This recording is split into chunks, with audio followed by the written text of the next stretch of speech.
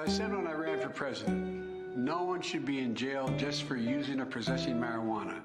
It's already legal in many states, and criminal records for marijuana possession have led to needless barriers to employment, to housing, to educational opportunities. And that's before you address the racial disparities around who suffers the consequences. While white and black and brown people use marijuana at similar rates, black and brown people are arrested, prosecuted, and convicted at disproportionately higher rates. So today, I'm taking 3 steps to end this failed approach. First, I'm announcing a pardon for all prior federal offenses for the civil possession of marijuana.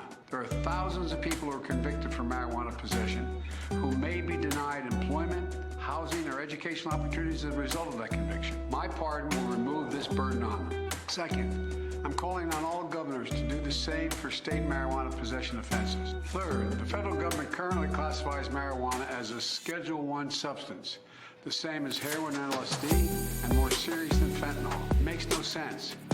So I'm asking the Secretary of Health and Human Services and the Attorney General to initiate a process to review how marijuana is scheduled under federal law. Even as federal and local regulations of marijuana change, important limitations on trafficking, marketing, and underage sales should stay in place. Too many lives have been upended because of our failed approach to marijuana. It's time that we right these wrongs.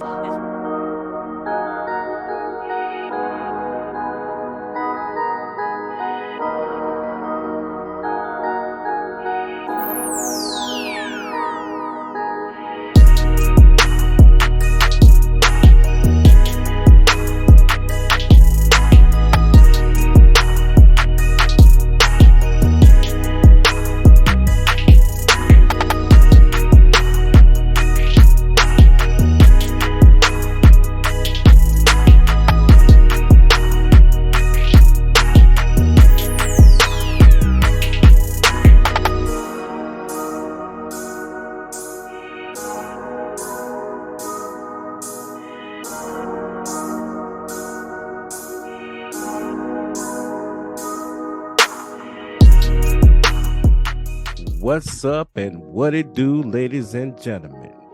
It's your boy, your host from coast to coast, Man Sherman, and you are watching One Man's Worldview. Now, everybody go ahead and smash that like button right now. Go ahead, hit it. Hit the like button, I'll wait. And don't forget to subscribe if you like my content. Hit that notification bell.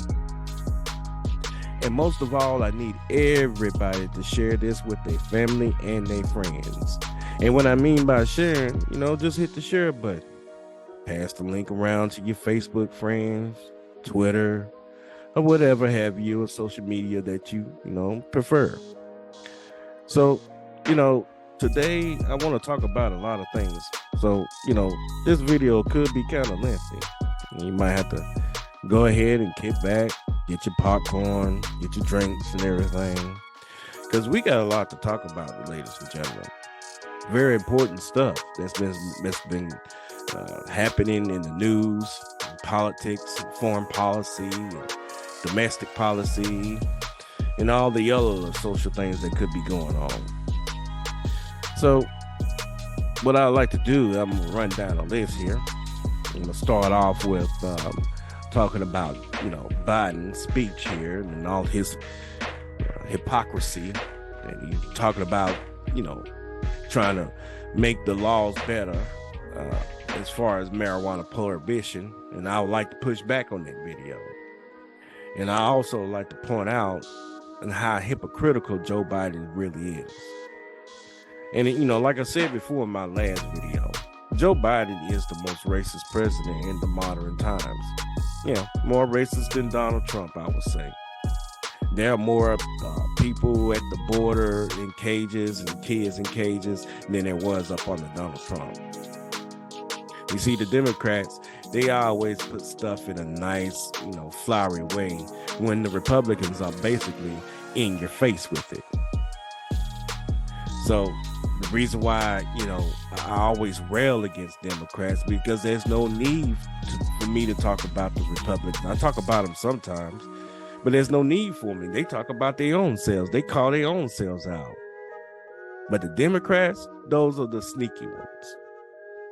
But let me start ranting here, and I'm going to go ahead and I'm going to share my screen with you, and we're going to comment on the video that I'm about to play here about Joe Biden announcing the speech, and I'm going to push back on everything that he's talking about. So without further ado, let me share my screen with you.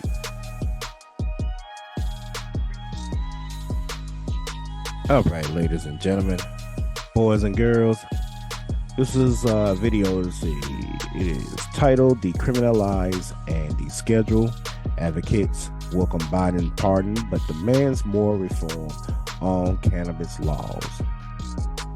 So let's go ahead and play this video. This is Democracy Now!, democracynow.org, the War and Peace Report. I'm Amy Goodman. President Biden. Hold on, we're gonna turn this up and make sure that it's a little loud where everybody can hear it.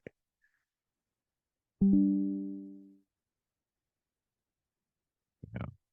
Let's play this video here. Biden's announced he'll pardon anyone convicted of simple marijuana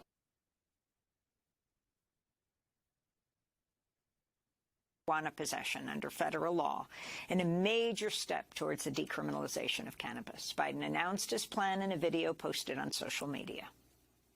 As I said when I ran for president, no one should be in jail just for using or possessing marijuana.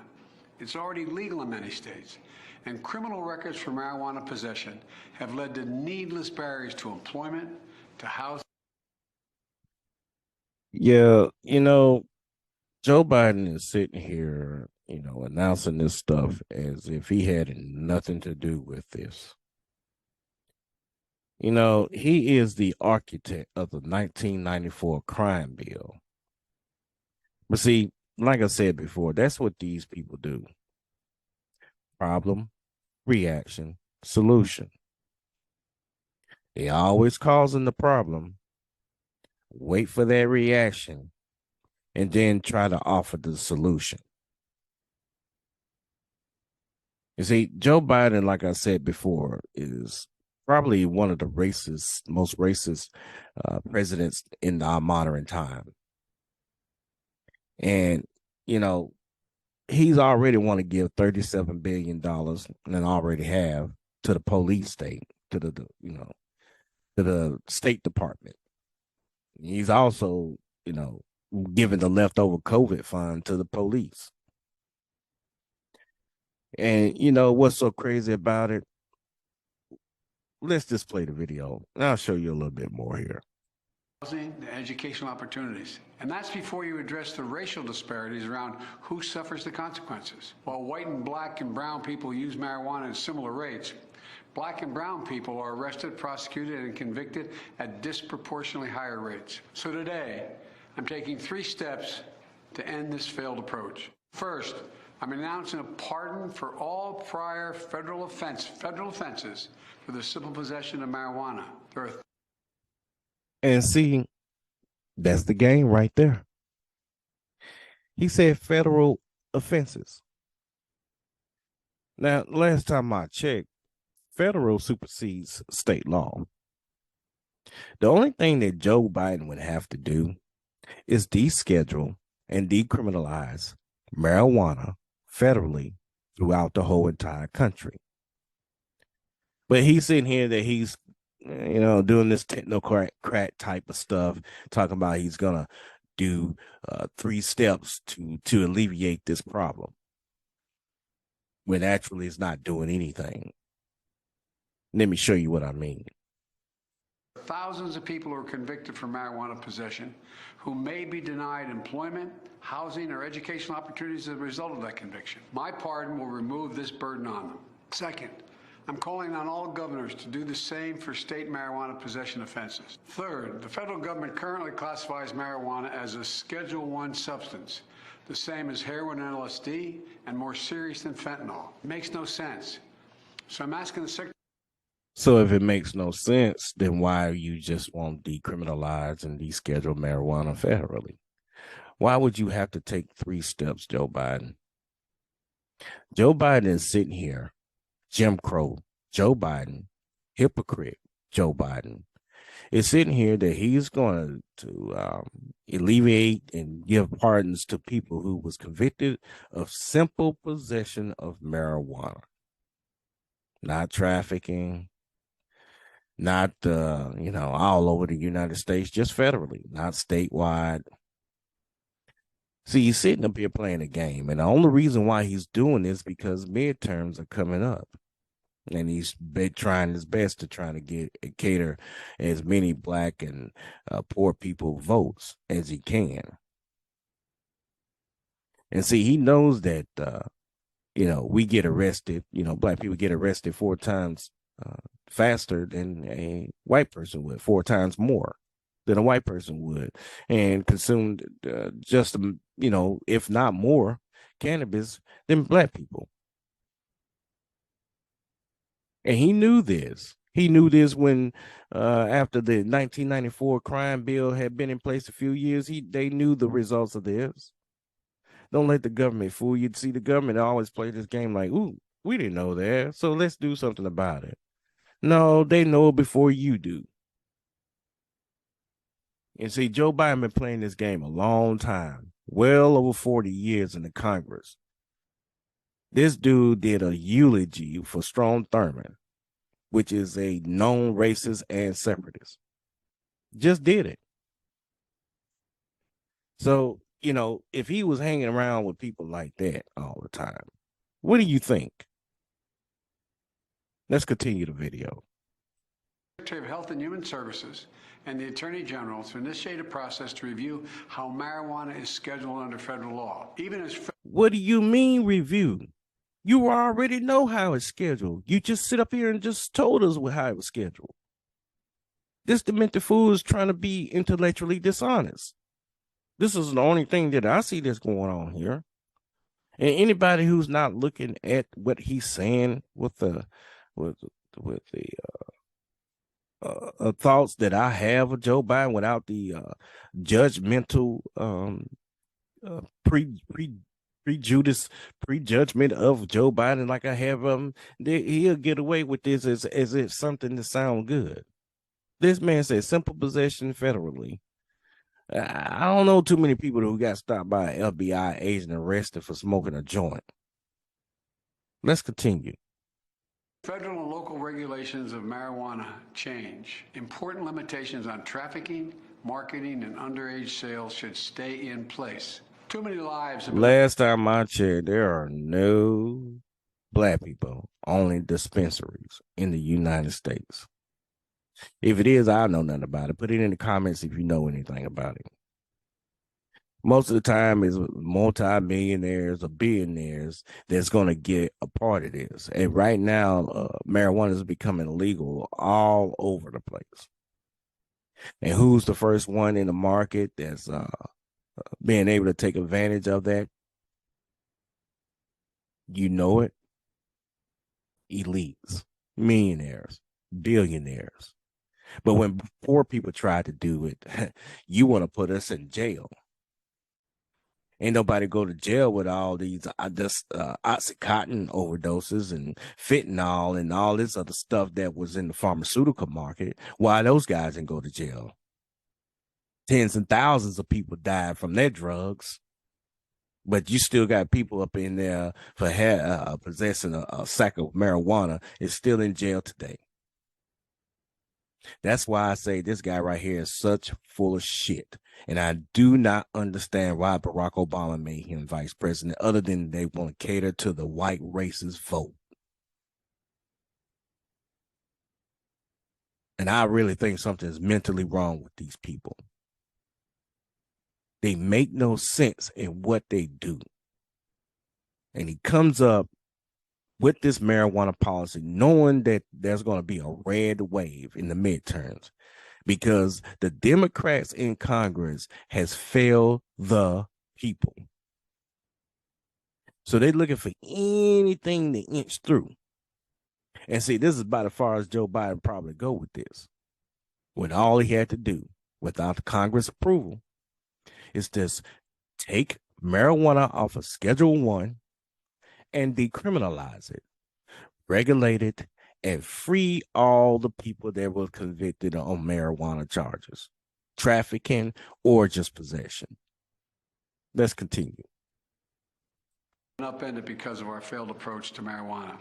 It's time that we right these wrongs. As President, Don't you mean to right your wrongs? There are over 2 million people in prison right now. 2 million.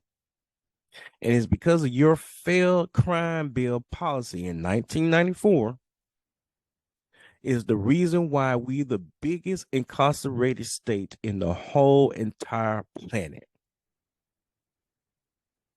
So, like I said before, this guy is just full of shit.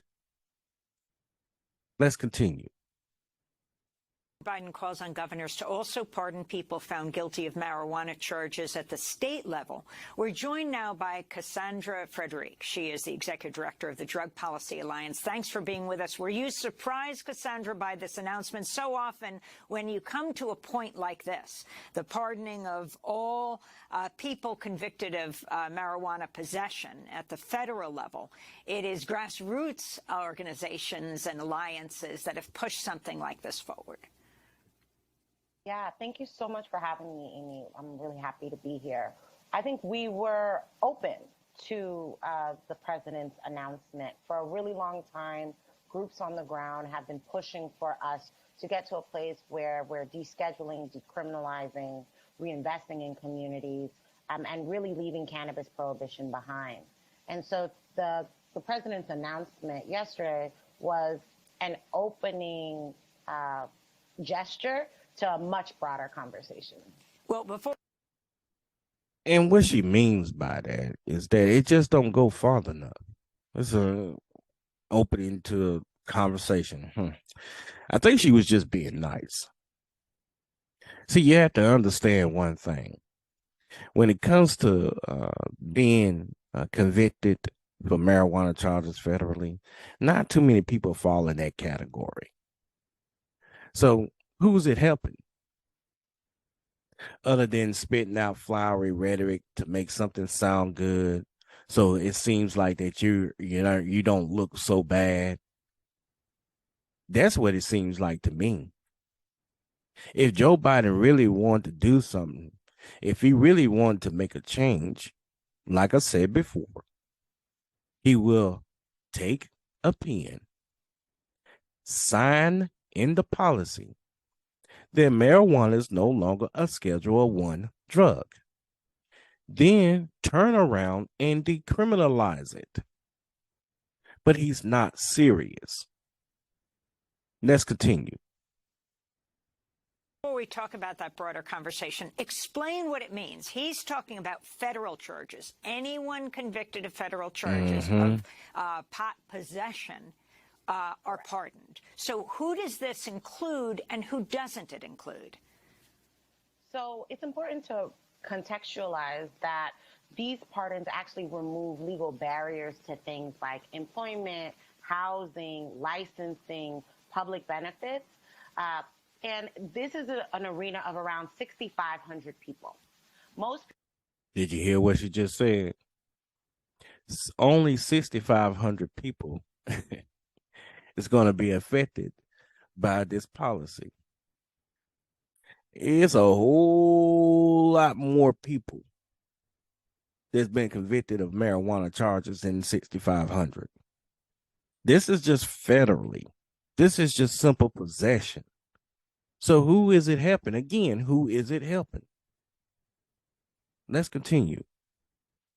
People that are currently in the federal system are not there for simple possession, but this is going to be really helpful for those 6,500 people. It will also cover those in the District of Columbia who are under this federal jurisdiction, that they will also have the opportunity to get their offenses, their code offenses pardoned as well. So we're talking about people who are in prison currently, is that right? And also, of course, people who are not in prison but have this record. How many, do you know, will be freed from prison immediately?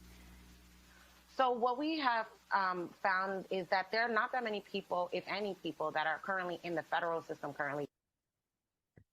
She's trying to be nice. Currently, there's no one locked behind bars for simple possession of marijuana on a federal level. You see the game that he's trying to play here? 6,500 people would be affected by this, and they ain't even behind bars. Not that I say that's not a good thing, but we all know the reason why Joe Biden is doing this. It's to sheep herd people into the Democratic Party for the midterms. It's just like when he promised $2,000 checks to everybody if you vote for Warnock. And the other guy that was in Georgia, I forgot his name, can't think of it right now, but it was two senators, back the last time there was elections in the state of Georgia for the House seats. And he was saying, hey, vote for them, we'll give you $2,000. What did he end up doing? Giving us $1,400, talking about the $600 under Donald Trump was the down payment. No. You just sit up there and just lie to everybody. And that's what he's doing right now. He's lying to people, gaslighting you, propagandizing you. Let's continue. Solely for simple possession. What we know is that a majority of the people that are going to be impacted by this pardon are people who have these convictions, who are currently navigating the really devastating collateral consequences associated with a federal conviction on simple possession. Remember that this is about removing legal barriers, but these people still have convictions on their records.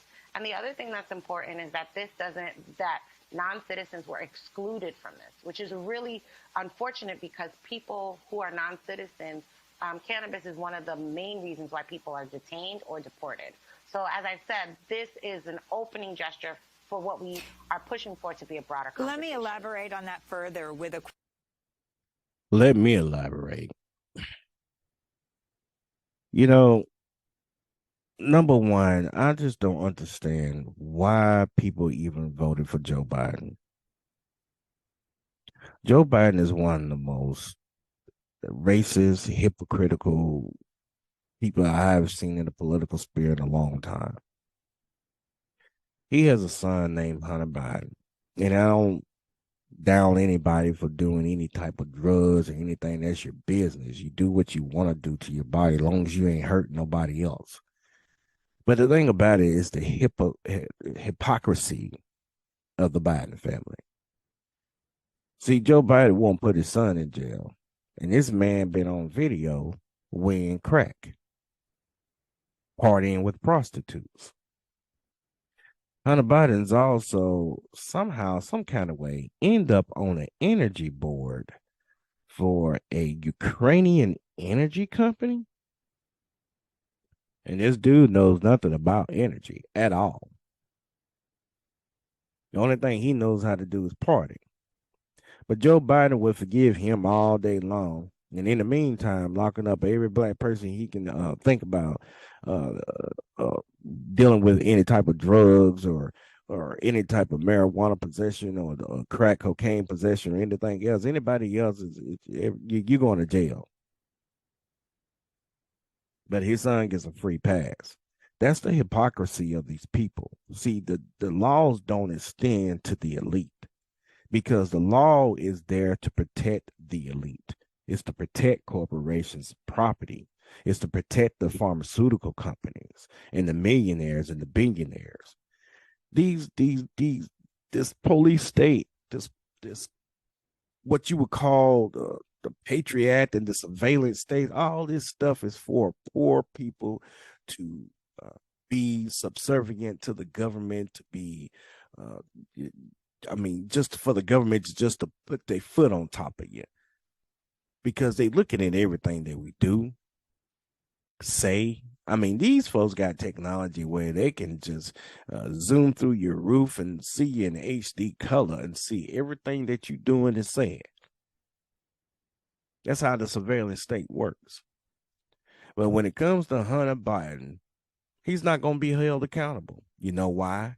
Because he's an elite. And these people think they are a lot more special than us when they only put their pants on one leg at a time, just like anybody else. They take a shit and a piss just like anybody else. They take showers just like anybody else. The only difference is they just got more money. So I'm going to end that segment here.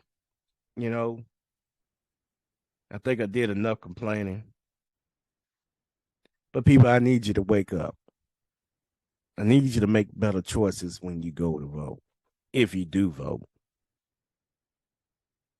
But with that said, let me stop sharing my screen.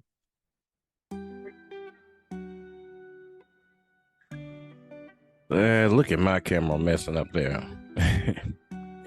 But so I would like to conclude at this point that out of all the times I talked about Joe Biden through all the videos that I have done on since the beginning of this channel, if you are fooled to revote or try to re-elect Joe Biden back into office again, you're a darn fool, just like he is, an idiot, a numbskull. So all I got to say is that, the corruption runs pretty deep with this family.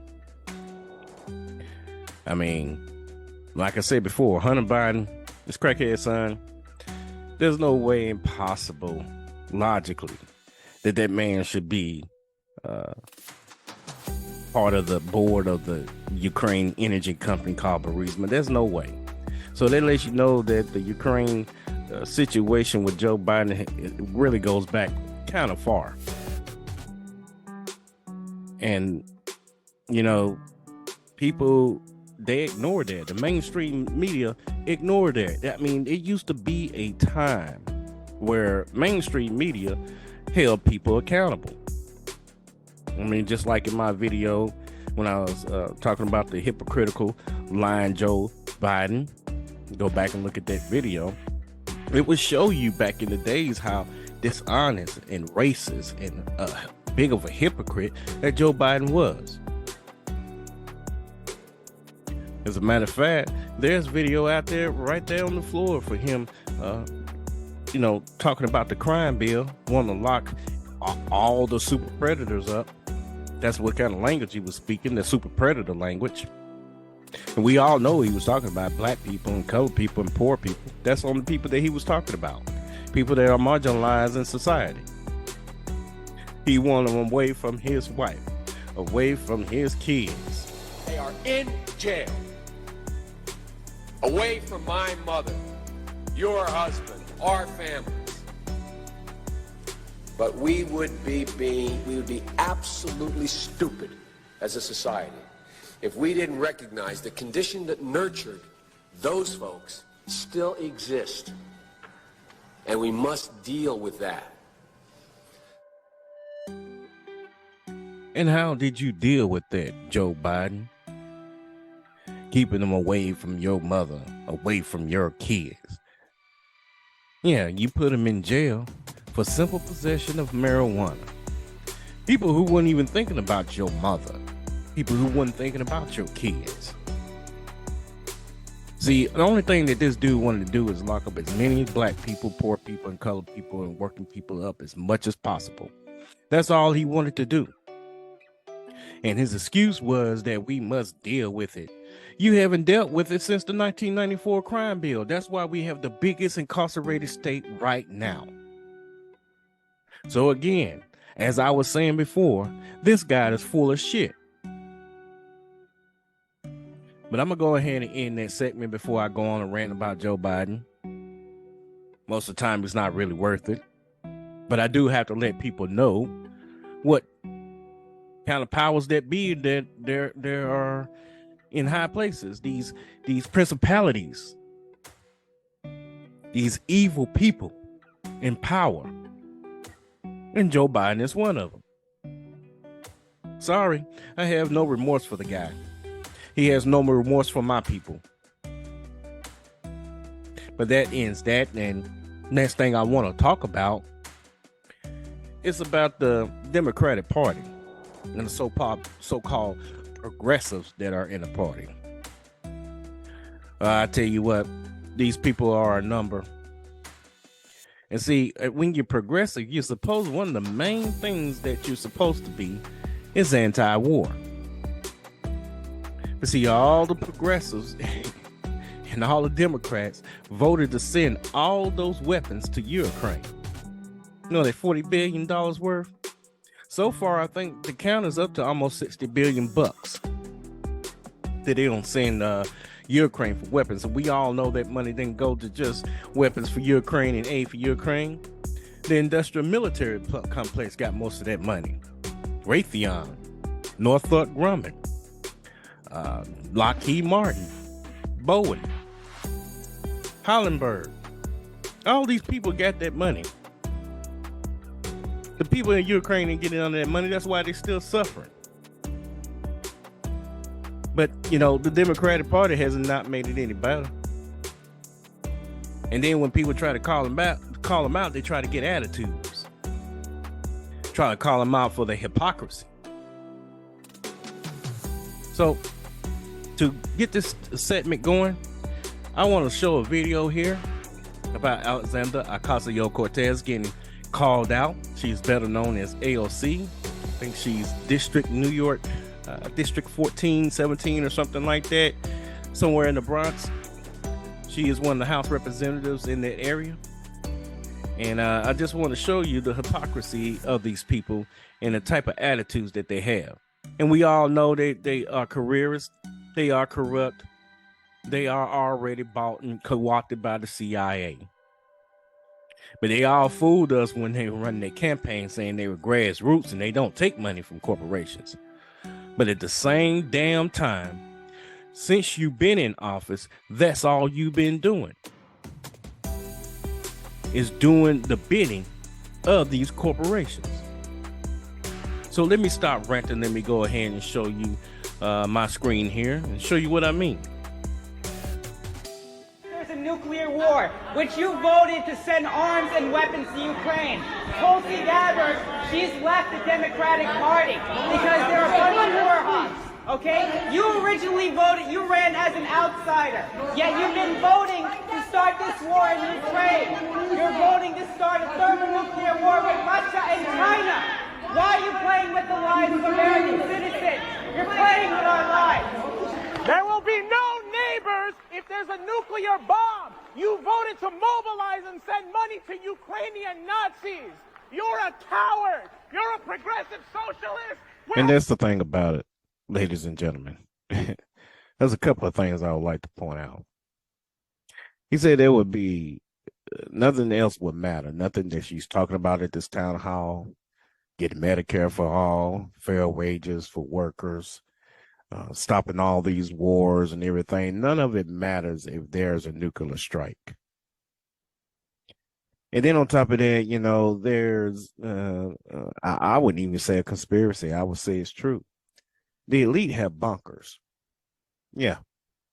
They got these bunkers where they can basically almost spend their lifetime in there and not worry about the annihilation of nuclear radiation. And like I said before in my other video, I wouldn't be surprised if the elite had space arcs where they can just watch the planet burn from outer space.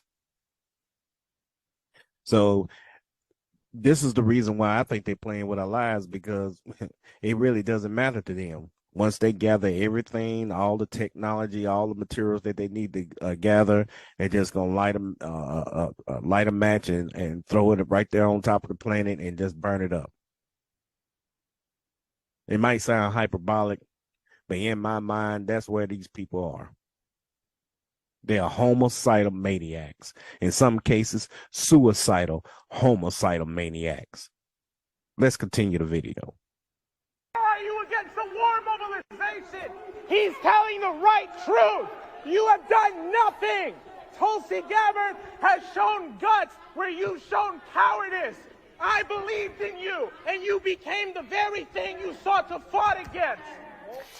So both leftist Twitter and some parts of right Twitter were lit up over this clip as it came out last night. And another point I would like to make here, that all this weapon funding going to Ukraine, what did go to Ukraine, was going to the Azov Battalion, which is a battalion that's full of Nazi nationalists. All right? These are people that do not believe in the right for other ethnic groups to exist, basically. And Nazis has been in America for a long time. They had infiltrated our government. They infiltrated the police. The white supremacists had infiltrated certain powers, like the political powers, into Supreme Courts. These are the high principalities that you have to worry about, because white supremacists have infiltrated in all slots of power of our government. And people, the wool been pulled over their head thinking otherwise. I would say that mainstream media did its job. Let's continue the video. There approached AOC at, it looks like a town hall meeting where she was talking about issues not related to the war in Ukraine, about her choice to vote for Ukraine funding and be generally silent and uncritical, as most of the elected left has been, about this conflict.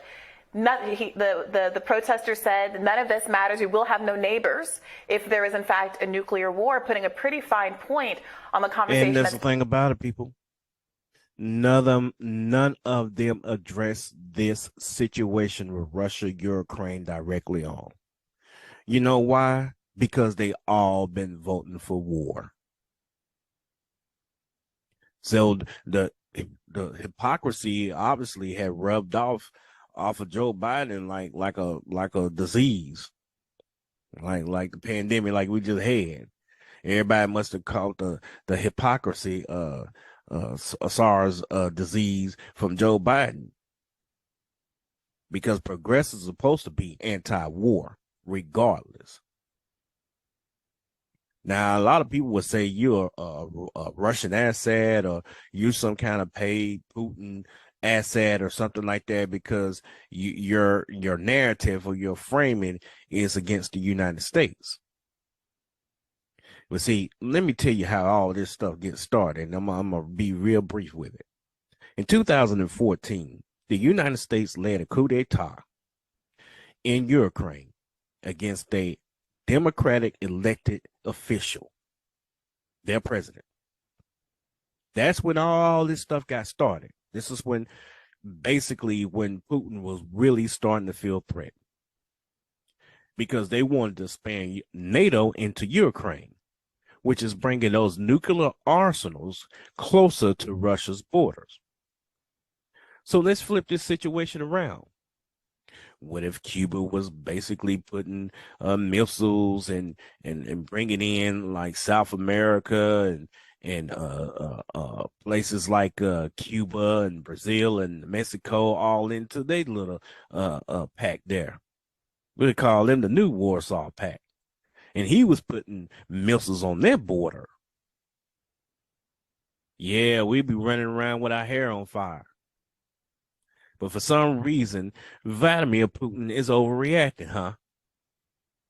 Like I said, I'm against him invading Ukraine. I'm against us leading that coup in Ukraine. But at the same damn time, don't be trying to call the kettle black. Let's continue the video. Been happening here on this show. Absolutely. And in some parts of the media, but very much not in Congress. Yeah, they were making points we ourselves have made. They were making them with more visceral anger, I think, but I understand why. It's just a fact. It's an undeniable fact that most political figures in both parties are supporting the whatever it takes attitude that the Biden administration has toward Ukraine. There is some opposition among Republican members of the House, and there's almost no opposition, or not vocal, certainly not vocal there, because there is vocal opposition. Again, it's not, I won't say it's most Republicans, because it's not, but it is mostly Republicans. That's what they've been saying. They're saying whatever it takes to weaken Russia. They will fight down to the last Ukrainian. Sounds like to me that the United States doesn't care about Ukraine. They're using Ukraine as a proxy war, a proximity war with Russia to weaken Russia's arsenal down. But see, Russia has 6,000 nukes, more than the United States do. I think the United States had about 5,900 nukes. Not that it would make any difference, because a few of those would just ruin the whole entire planet. And see, what people don't know, and I'm going to tell you this in the next segment, Putin got something for you in case his whole entire regime or his country sovereign gets threatened. He got something for that. Let's continue the video.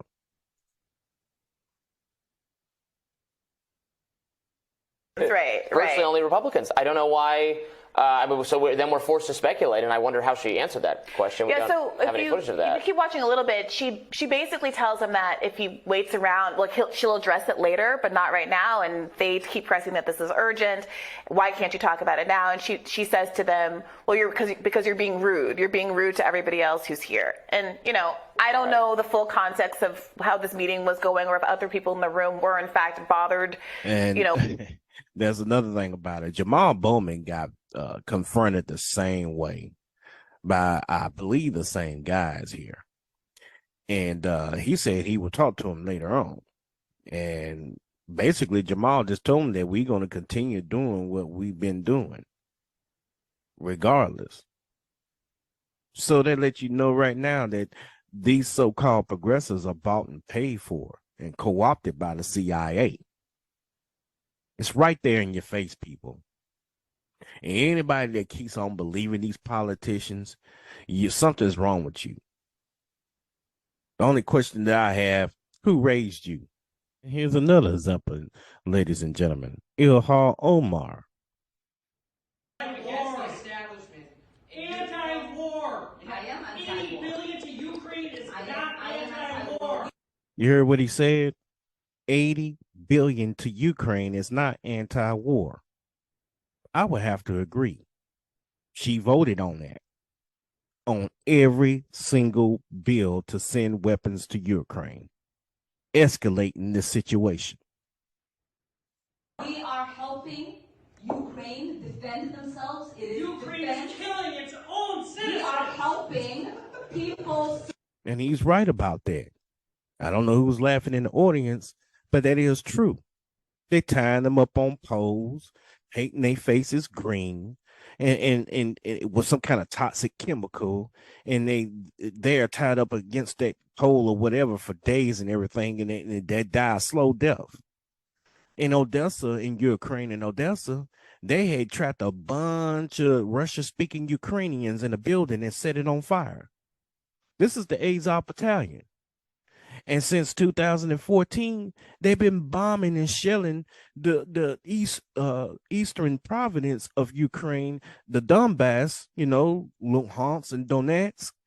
They've been bombing them and shelling those folks. Those folks are Russian-speaking Ukrainians. So I don't know what Miss Omar is even talking about.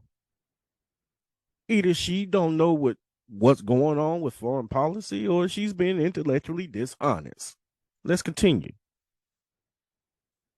Survive war. We are helping little children like me that have been held. So unless listen. How's you helping little children by sending weapons to Ukraine? That's not helping little children. You see how twisted these people are? Is the kids gonna carry a machine gun or a grenade launcher or some shit like that? Are they fighting in the war? Get the hell out of here, man. The big red button. Listen, unless you have not been paying attention to what is happening, there are millions. You're not paying attention. That have been displaced.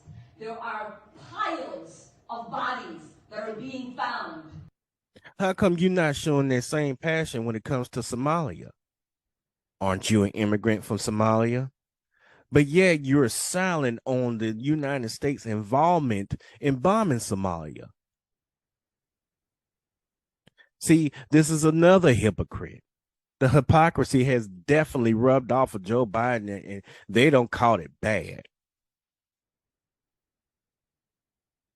In mass graves. There are little children whose lives are being lost. You can sit here, and talk, but unless you are someone like me that has been that child, you do not get to tell me what my... Oh, yes, they do get to tell you. You're a representative of that constituent that is confronting you about this situation. So using that little race card bullshit that you're trying to do, that little act that you're trying to do, it's not getting past me. You might get past some of these people, but it ain't getting past me. Facts are facts. And it doesn't give a flying flip about your feelings. Man, that's a little alliteration right there. A bunch of F's there. And that's the grade I'm giving them. F. Let's continue. Votes mean and how I get to vote in supporting people who set my... And see, that's the problem with these politicians. They think that they have the right to go against the will of the people. Like, we don't have a right to say anything the way that you vote in Congress. Lady, you deciding the destiny of our lives. We do have the right. And the people that's starting to clap, they're too far gone. They don't even hear what's going on. Or either they've been intellectually dishonest. Let's continue.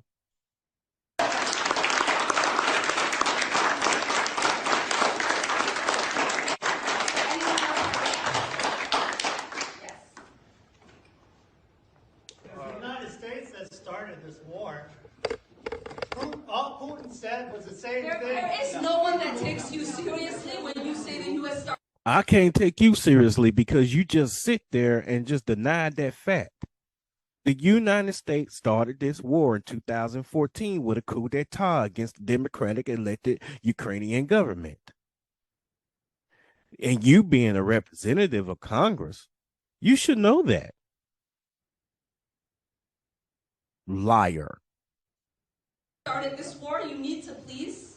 You need to stop. I don't know what websites you're reading, but you literally are not paying attention, and it's sad. It is sad and dangerous for you. Yeah, it's very sad and dangerous. I'm done with her. And last but not least, this is another video of Elizabeth Warren and Ayanna Pressley getting called out. It was at some kind of little meeting event about student debt collection or cancellation rather. Let's go ahead and play this video. Senator, you have got to stop funding a Nazi-infested Ukrainian regime. You are bringing us to the brink. You see how she's ignoring them? They trying their best to ignore them. The only reason why they're ignoring them because it is the truth, and they have no answer for it. Of nuclear war.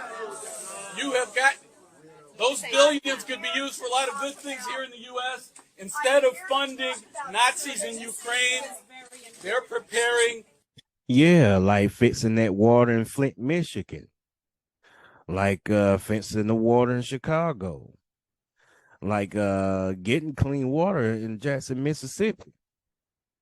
I would say 80 billion could have took care of that. I would say way less than 80 billion could have took care of that. Yeah, we could have used that money for a lot of things. But here we just funding the destruction of mankind. I don't understand it. We have lunatics in power. And just like I said in my last video, they're trying to kill us all. A dirty bomb to detonate and blame on Russia. Sir, this is not why we're here. I am here to ensure that billions of lives are saved. Now, if you heard me say something about a dirty bomb being rained on Russia. Now, what a dirty bomb is basically a bomb with radioactive material around it, and it's been shown scientifically that they don't really work. The only thing that can kill you with a dirty bomb is the blast, not the radiation material that they put in it. So I just want to, make that clear, and you will see that on my last segment here. Instead of getting into a nuclear war, you've asked me, I heard you.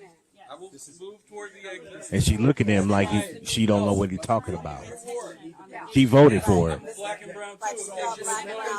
And I don't want them to die in a nuclear war that my tax money is funding, because the Congress and the Senate are funding Nazis in Ukraine. Do you want a nuclear war? A nuclear war will cancel your debt and your life. I have sent. Yep, it'll cancel your student debt.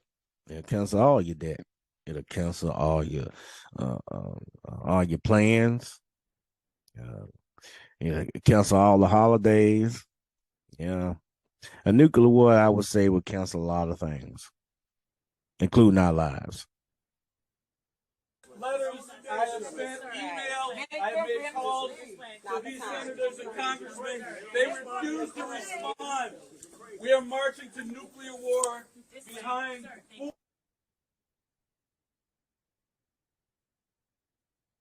And as you see, they silenced the video, trying to keep it from playing all the way through.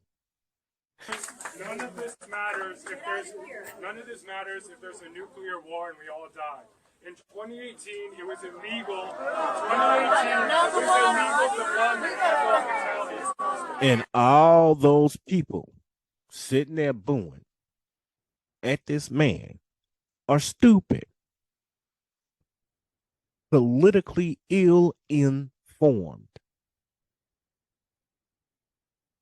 They have no idea that the danger that these people are putting us through. So I'm done with that video. I'm just giving you a few examples of what is going on. Let me stop sharing my screen.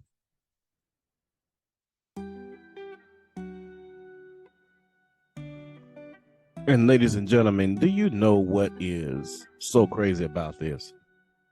All those town hall meetings that the progressive have going to have, it takes somebody else to call them out and even bring up the situation about the Ukraine and Russia conflict.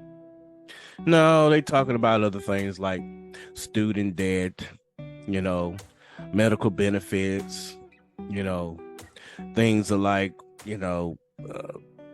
things that don't really matter if there's a nuclear war. And the thing about it is, neither one of them was really talking about Medicare for all, fair living wage, or even student debt relief. Not until the midterms came around. Before then, they were just about silent on about just about everything. So when they tell you that they gonna fight for this and fight for that, don't listen to them. Look at what they're doing. Look at their actions. And last time I checked, action does speak louder than words. So, my conclusion to this is that the progressives in the Democratic Party, they're no longer progressive. They're corporate Democrats just like the rest of them. And they can give two shits about the regular person or a worker or black people. They voted to fund the State Department to the tune of $37 billion. They gave the leftover COVID funds to the police state. And the number one enemy to a person that looks like me with my demographics is the police state. That's really our enemy. And you know what's so crazy about that? I never understood the system of where you got one person making, certain decisions about society. And even any time that they're wrong about it, they don't pay for it. No. See, I just don't see why there are so many people that are complicit. That goes for, soldiers in the military. I know you got to follow orders and do what you're told. But at the same damn time, if enough of you say, no, we're not doing that anymore, guess what? It probably will start ending some of these wars. So I'm basically calling on just about every military personnel, including generals, go on strike. Come home. Leave these wars alone. Come home and take care of the American citizens, because that's who you vowed to protect. You didn't vow to protect or took an oath to protect the corporations. You didn't do that. You didn't vow and took an oath to protect the military industrial complex or the pharmaceutical industries. That is not what you're there for. And if they telling you anything different, they're lying to you. They're propagandizing soldiers in the military. They brainwash them. I know. I used to be a vet, so I know what the system and the life of a military person is. So you can't tell me anything. They brainwash these people into following orders without questioning anything. And that's one of the main things that's wrong with the concept of even having the military or the concept of even having war. Because most of the time, the people that are in high places, like the generals and all the people that's making the executive decisions on these wars, I guarantee you, none of them have their children in them. No, they always grabbing the worker. They always grabbing the poor person. They put them in the military, say, this is a great honor to serve your country. But they're not serving their country. They're serving corporations and an industrial military complex and the pharmaceutical companies. That's who they're serving. So let me stop going on with a rant with that. We all know what's going on. There's nobody in Washington on our side. So I will say to you, why should you go and vote for them? Write somebody else's name in. Vote third party. Stop electing these fools in a duopoly. The Republicans, or should I say Republicans, the demon Democrats, or should I say the Democrats. Stop electing these fools in this two-party duopoly. There are other candidates on the ballot. It's just that main media doesn't say anything about them. Do your research. Study to show thyself approved. So I'm going to go ahead and end that segment. Don't forget to like. Don't forget to subscribe. Don't forget to hit that notification bell. Don't forget to share this with everybody. And if you want to support the show, make the show better, let me get better equipment and everything, go ahead. Send $1 to my Cash App, PayPal, or, my Patreon. All of it will be posted out throughout the show. So if you can support, buy me a cup of coffee. And if you can't send any money, go ahead and hit that like button. Go ahead and subscribe and go ahead and share it for me. So with that said, let's get started on our last segment. Our last segment is about the Russia and Ukraine conflict. So, I'm going to go through my notes here.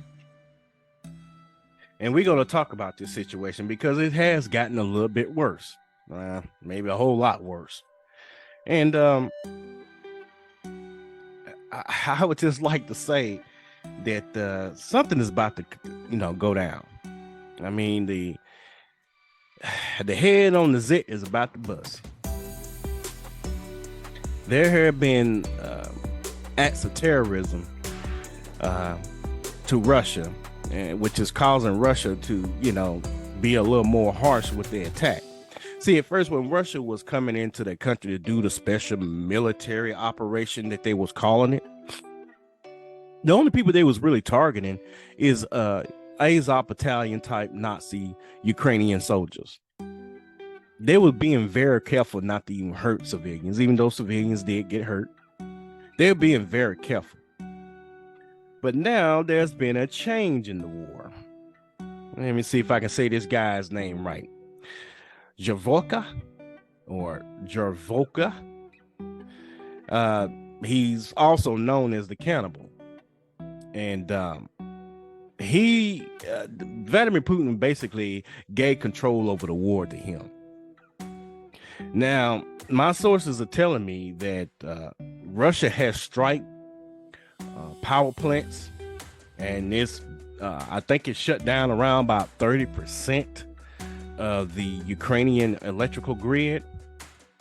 And it's a new strategy that Russia's going to do. They're doing drone attacks, and I would say about 30% of the country's electrical grid has been destroyed. This is going to cause a lot of massive blackouts this winter in Europe. See, Ukraine is being used as cannon fodder. I don't know why I keep saying that wrong. Cannon fodder. This is what they're being used. This is the term that they're using. Also, basically, they're just using Ukrainians as human shields. The Ukrainian Nazis, the Azov Battalion, do not give a damn about their own citizens. Trust me, they do not. And this is why the reason that Russia reacted to Ukraine when they was bombing the Donbass. They basically just violated the Minsk agreement that agreed on in 2014 to stop doing that. They just kept on with it, and at the same damn time, NATO was expanding towards Russia's borders, and they were about to put Ukraine in NATO, which would have put those missiles right there at Vladimir Putin's face. And y'all wonder why he reacted to invade Ukraine? It takes a whole lot less for the United States to invade a country. Look what they did to the Middle East, Afghanistan, and Iraq. Yeah, it takes a whole lot less. And the United States really don't care about Ukrainians. Look what they're doing to the Palestinians. Look what they're doing to the Yemenis. They funding Israel to kill all the Palestinians. Basically, what you would call incremental genocide. They want to call it apartheid, but it's a lot worse than that. Apartheid state of Israel, that's being nice. And then you got Saudi Arabia getting weapons from the United States, and they bombing people in Yemen, a fisherman country. They don't even have an air force. See, the United States is guilty of this stuff way more than anything that Vladimir Putin did. We got a much bigger body count than Vladimir Putin. And let's see here. Not only it's going to cause massive blackouts, but you're going to have people freezing to death this winter. And also, Putin, at first their intentions wasn't to take over or invade Ukraine. That was not his intentions. But things got escalated. And I want to show you a video here, and I'm going to show you what I mean. There's been a bombing at the Nord Stream 1 and 2 pipelines. Remember those Russian pipelines I was telling you about in my first two videos in the Russia-Ukraine conflict? That is Russia's pipelines. And right now there's propaganda going around saying Russia blew up their own pipelines to do a false flag so they can blame it on somebody else. Russia don't have to blow up their own infrastructure when they can just turn the valve to spigot off. So, that reason falls flat. And how do we know that the United States did this or was involved in it? Let me share my screen with you. Let me answer the first question first. If Russia invades, that means tanks or troops crossing the border of Ukraine again. Then there will be no longer Nord Stream 2. We will bring an end to it. How will you do that exactly, since the project and control of the project is within Germany's control? We will, I promise you, we'll be able to do it.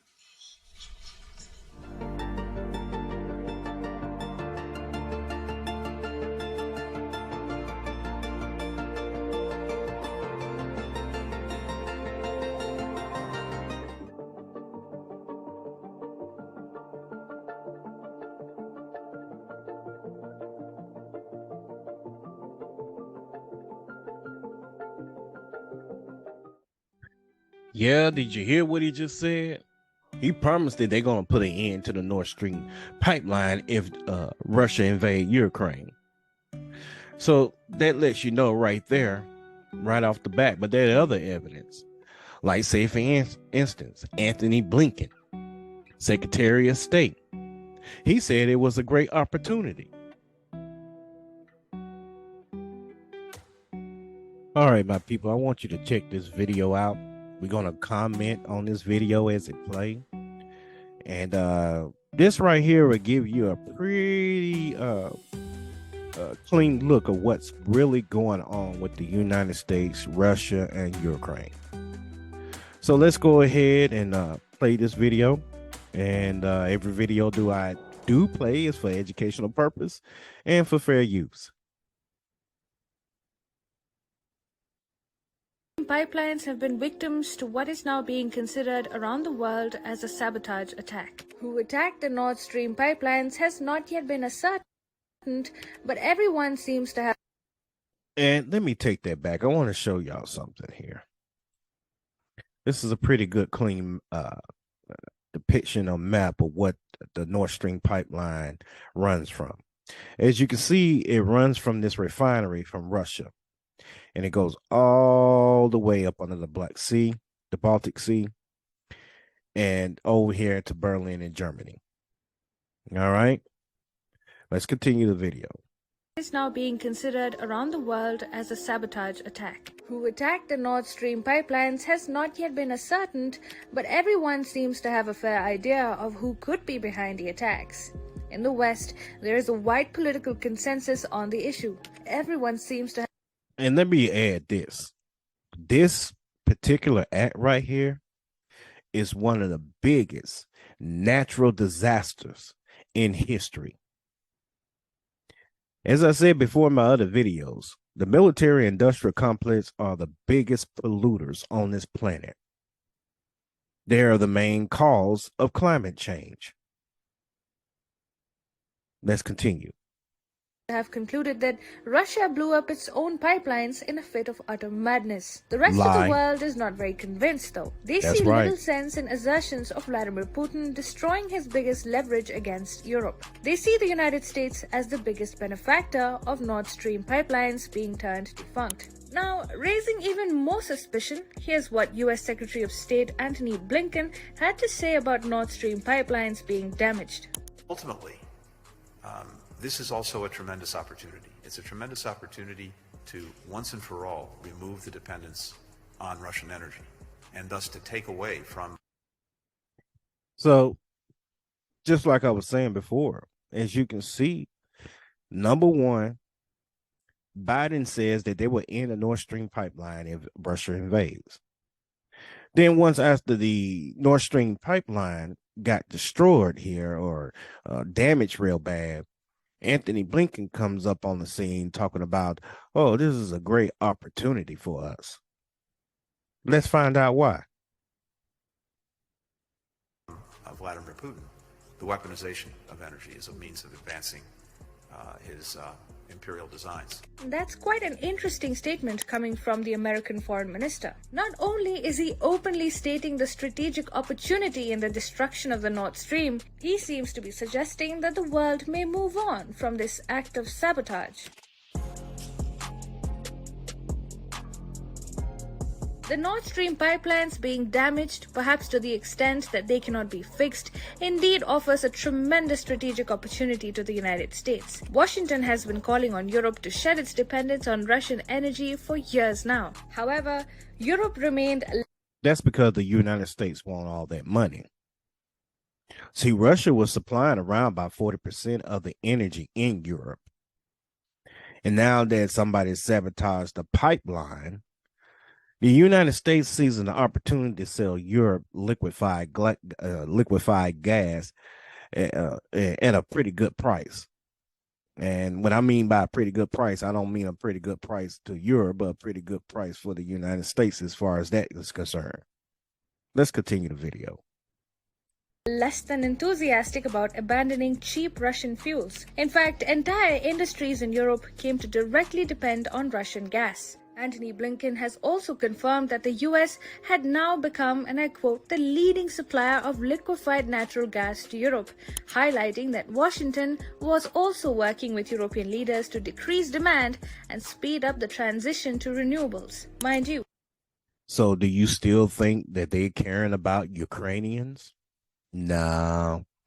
The only thing that the United States is doing is trying to make a profit. Forget about how many people are dying in this conflict. Forget about all the displacement of families. Just forget about Ukraine altogether. They're using Ukraine. And Zelensky knows this. The president of Ukraine, he knows this. He's just getting paid real good off top of it. Let's continue. The United States is not selling energy to Europe for free, or for that matter at discounted rates. It is earning some big cash by replacing Russia as Europe's primary gas supplier. Therefore, it is natural for the United States to feel insecure about Europe sometime in the foreseeable future reverting to cheap Russian gas.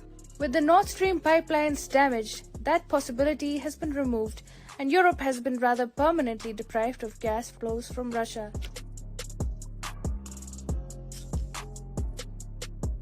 Antony Blinken also spoke about Europe's eventual transition to renewable energy sources. Needless to say, countries in Europe will require significant American help to make that transition possible. What can be seen, therefore, is a switch taking place. Europe is shifting energy reliance from Russia to the United States of America. But the US cannot fulfill all of Europe's energy needs, which is why Europe. And the thing about it is, all these other countries, they're not recognizing that Russia is in the wrong about crossing over the Ukrainian border to stop these Azov battalion Nazis.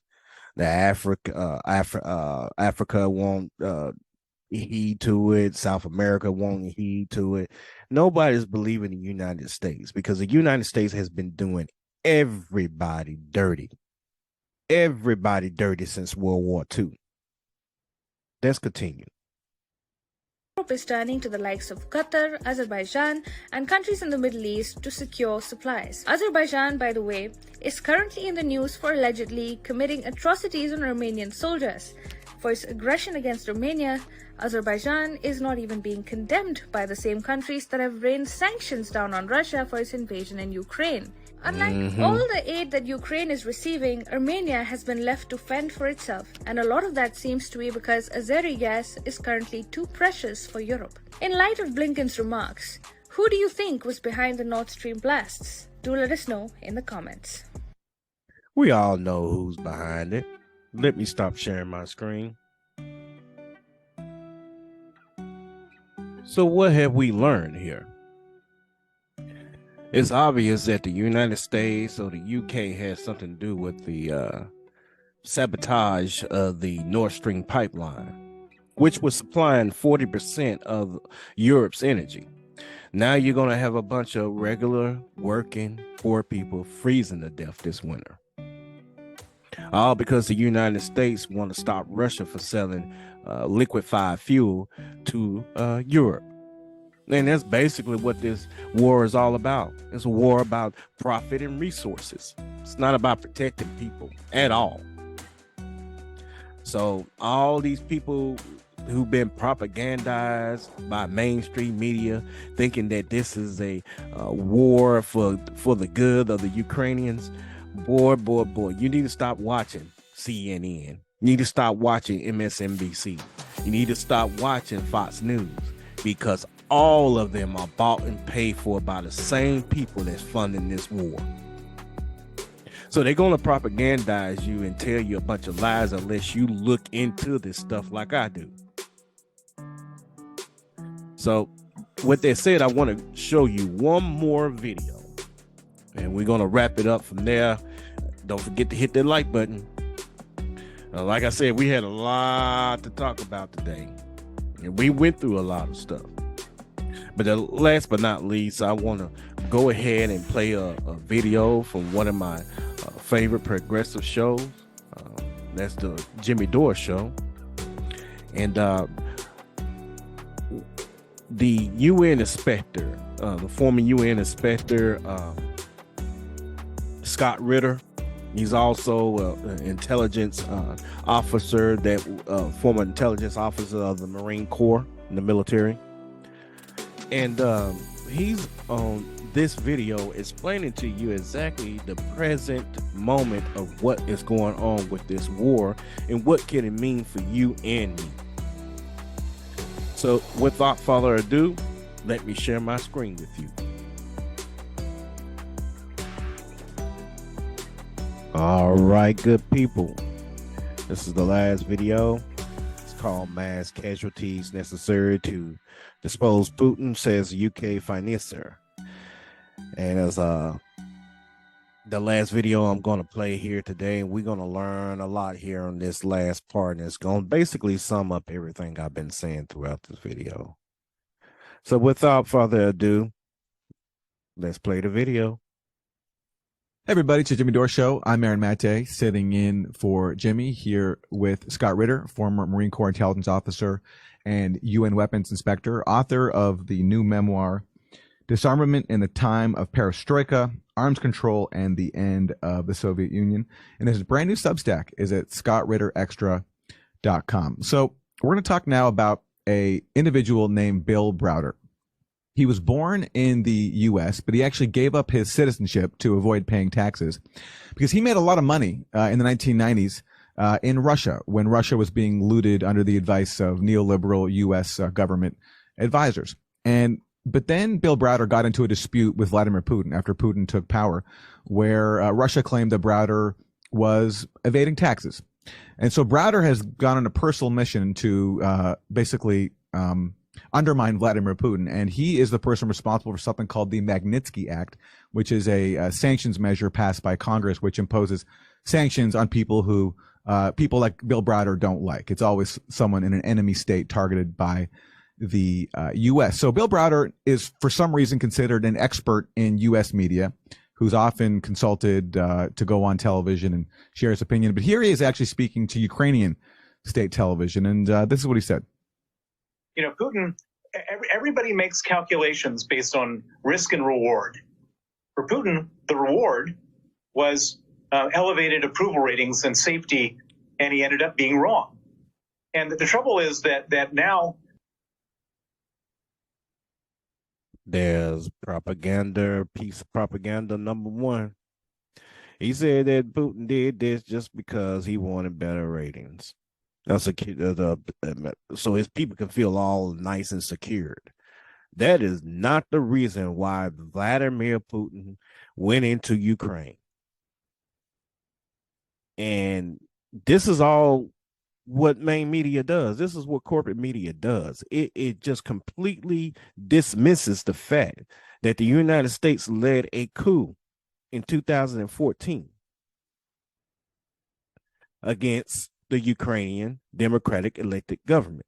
Now, they let you know right off the bat that the United States do not care nothing about Ukraine or the Ukrainian people. Why would they start a coup? Why would they even attempt a coup if they cared anything about these people? And then they're going to argue that, well, Ukraine has the right to become part of NATO. That's their right. No, that it was not the plan there. They could do that just so they can cover up for their hegemony, the imperialism. Let's continue the video. He can't back out. And so the only option is to totally destroy him.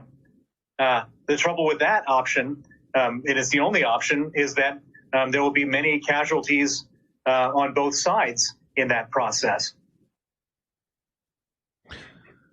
Don't you mean the whole entire world on both sides? The whole entire planet will be destroyed. These people are so intellectually dishonest. It just makes me sick. It makes me want to throw up. Let's continue. Scott Ritter, you heard that. So we have to take out Putin, and many people will die, but that's just what we have to do. There's no other option. Stupid. Bill Browder spoke, therefore it shall be. No, I mean, let's parse this out, because unlike Bill Browder, I've actually read the I can't make that assumption. I don't know this for certain, but it doesn't appear that he has read the Russian nuclear posture.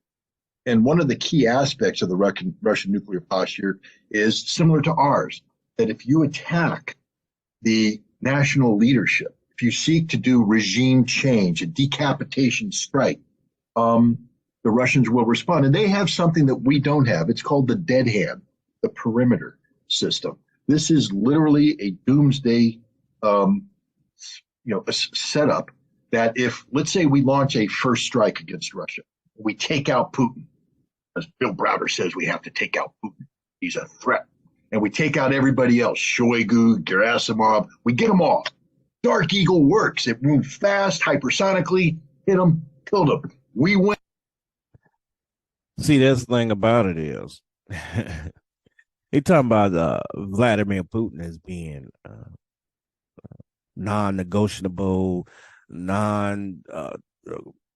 don't want to cooperate with anybody or anything like that. When it actually, truly, it's the other way around. And this is the concern that I have, right where Scott is finna explain here. So let's continue the video. Win. Wrong. We can never win because of dead hand. You see, the Russians are sending signals constantly, testing command and control connectivity to a underground place somewhere in Russia that has a man and a computer. And if those signals ever stop, the man's there, he picks up the phone, says, "Hey, Moscow. Hey, Moscow. Moscow's dead." Then he returns to the sensors. Did we detect an explosion? There are seismic sensors. Is there a seismic activity? Radiation sensors. Is there radiation all over Russia? And if the answer is yes, yes, he hits the button that sends these missiles in silos and road mobile missiles firing with a communications package that communicates the launch commands that are received by the various launch capacities, and they automatically launch the totality of Russia's nuclear arsenal towards the United States, towards you. Did you hear what he just said? All 6,000 plus nuclear missiles will be launched. If Vladimir Putin is threatened to be taken out of power or regime change or Russian sovereignty.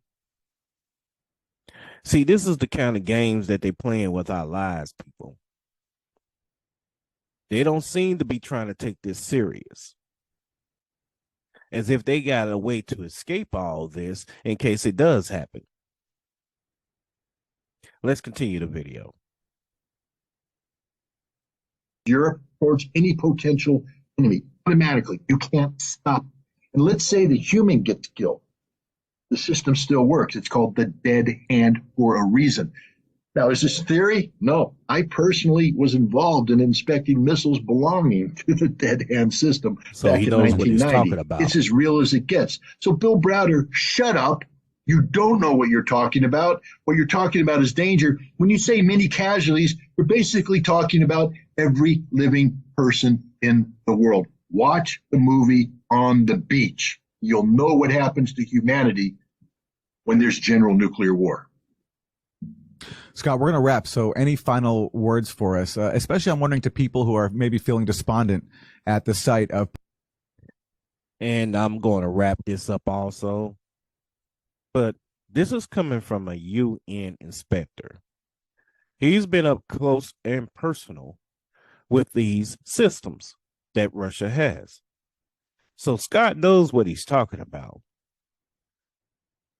So what they said, let me stop sharing my screen. Now, I would like to buy everybody to take heed to what Mr. Scott Ritter was saying. See, we on the brink of nuclear war, and everybody is just waking up every day, going to work, not knowing what type of danger that we are really in. You know, the people in power, especially the people in Congress, they are feckless, spineless people. You know, it's also been reported that 30 other progressives wrote a letter a couple of months ago asking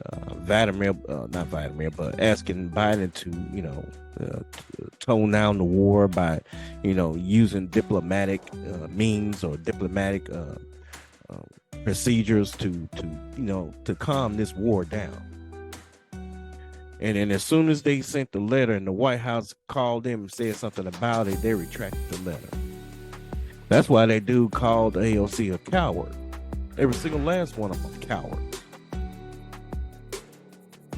And every single last one of them are complicit to this war.